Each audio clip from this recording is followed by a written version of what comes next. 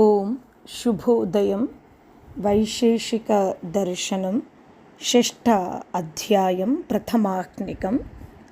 అయితే ఈ వైశేషిక దర్శనమును ప్రారంభిస్తున్నప్పుడు ఋషి అథాతో ధర్మం వ్యాఖ్యాస్యామః అని ప్రతిజ్ఞ చేసి ఉన్నాడు.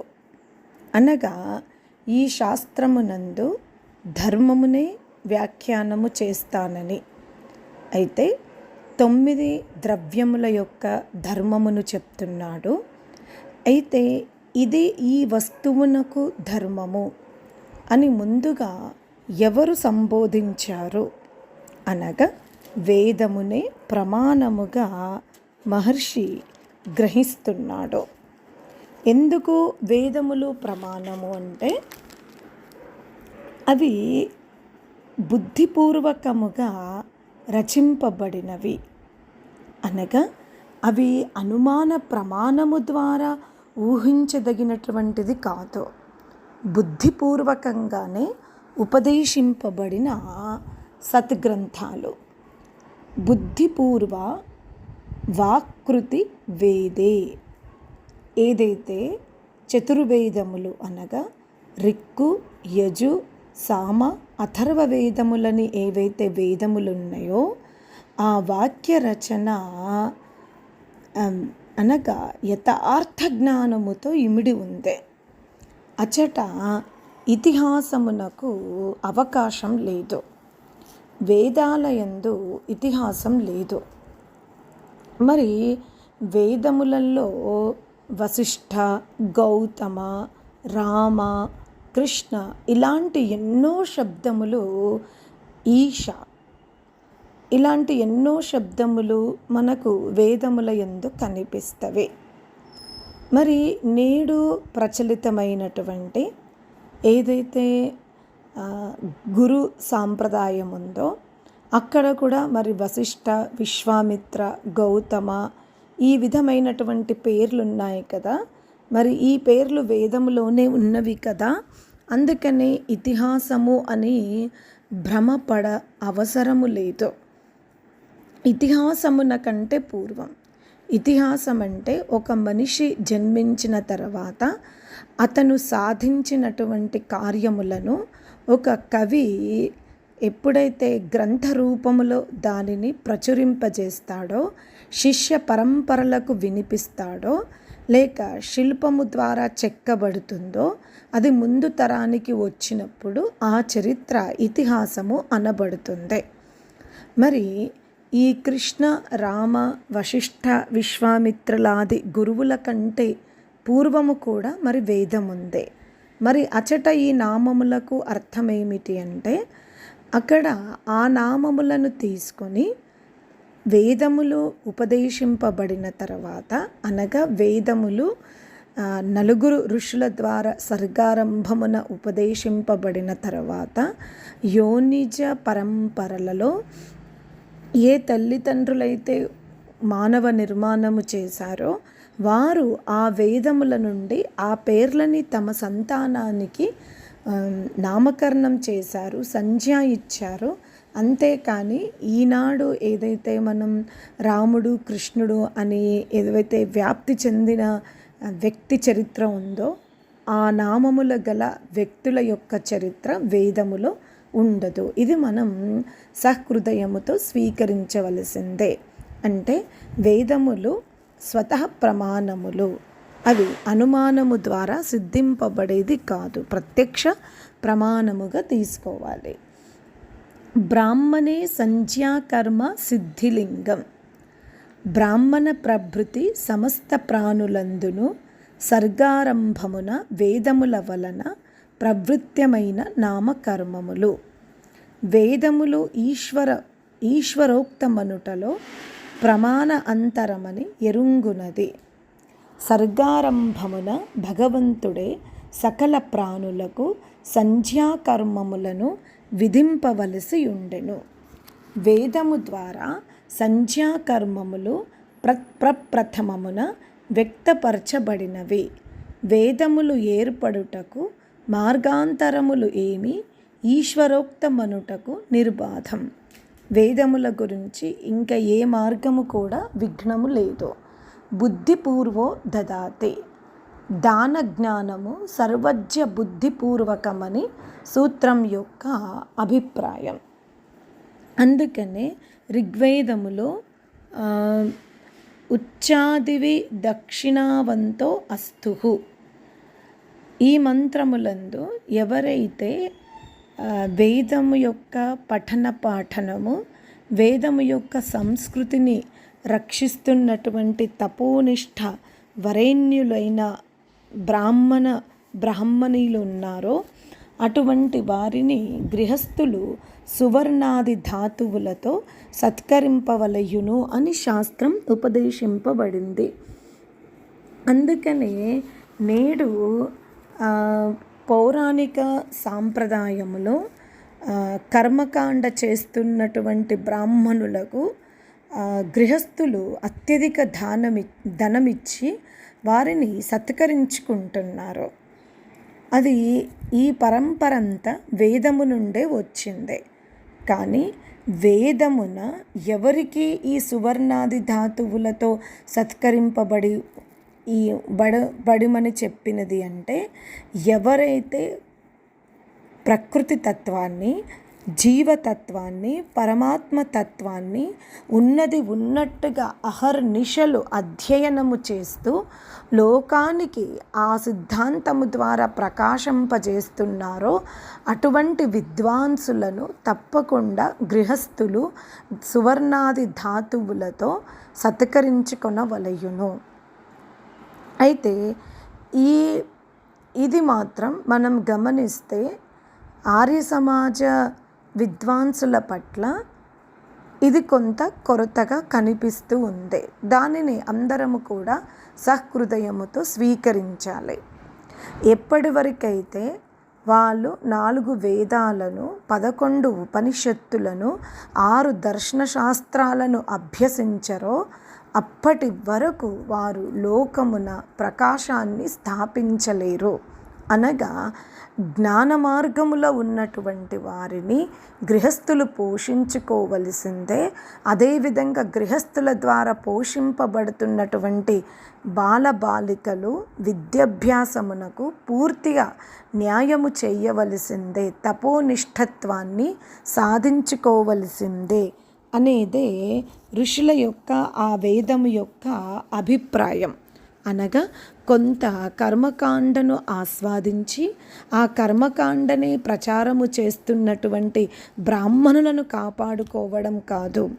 ఎవరైతే 4 వేదాలను, 11 ఉపనిషత్తులను, 6 దర్శన శాస్త్రాలను, అహర్నిశలు గోమాతను, యజ్ఞయాగాది కార్యములను ఎవరైతే సంరక్షిస్తారో వారిని గౌరవించవలసిన బాధ్యత, సత్కరించుకోవలసిన బాధ్యత సర్వమానవులకి ఉన్నది అని ఇక్కడ వేదము ఉపదేశిస్తూ ఉంది.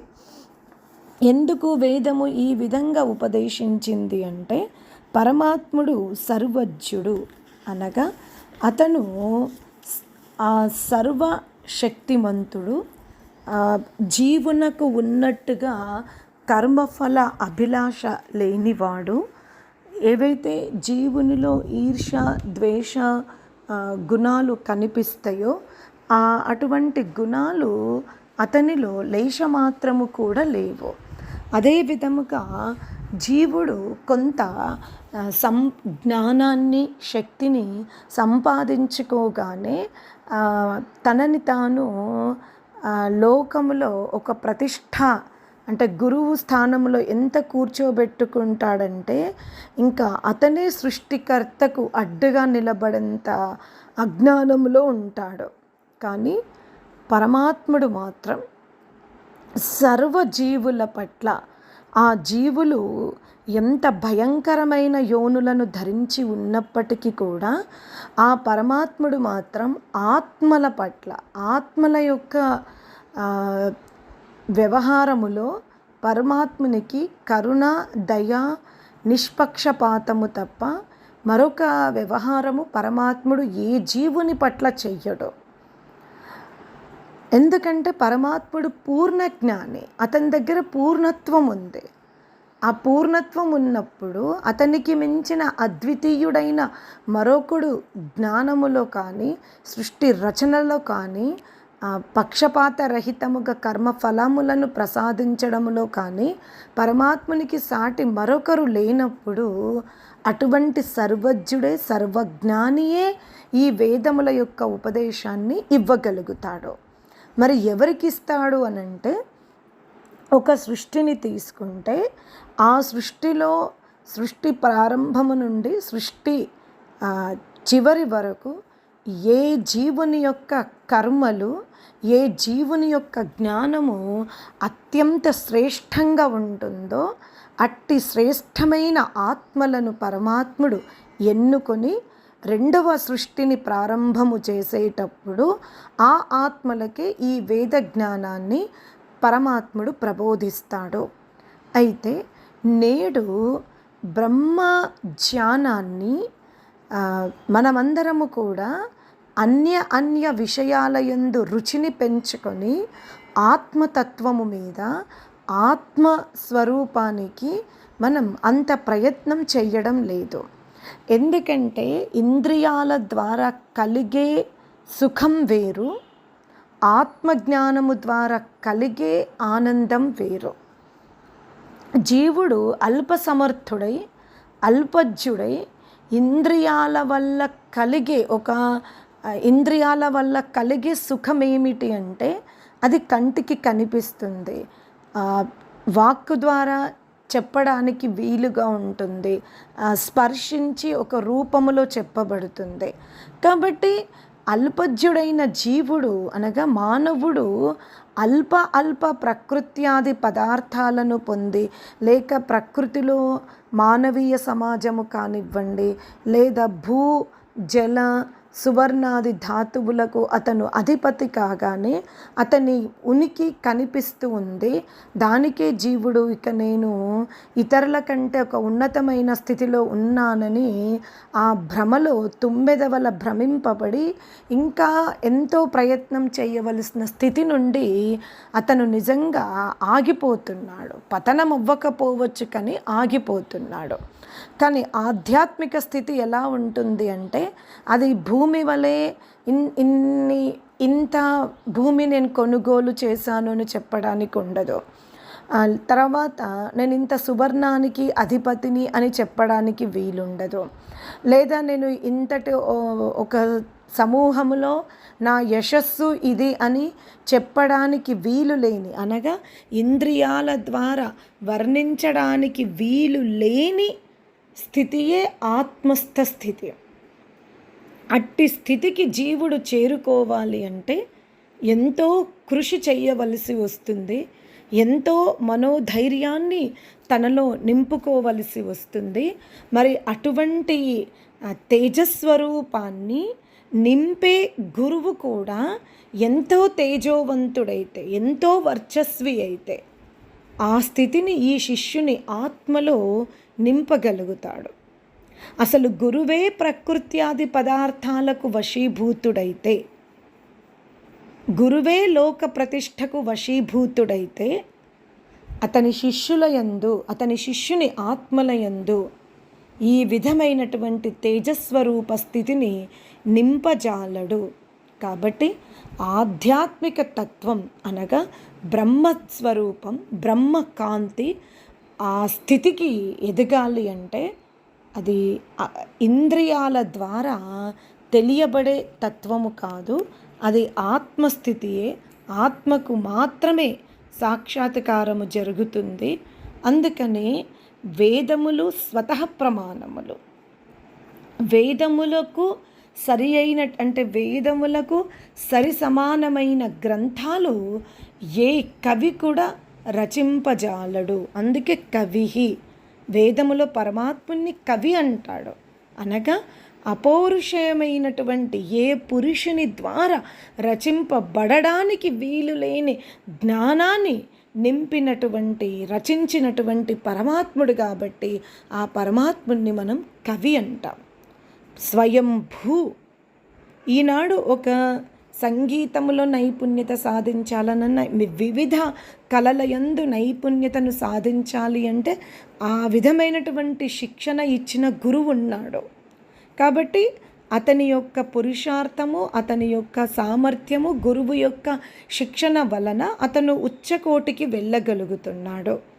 కానీ పరమాత్ముడు స్వయం గురువై, స్వయం సమర్థుడై, స్వయం ఆనందీభూతుడై ఎంతటి విశాలమైనటువంటి వేదాలను రచింపగలిగాడు.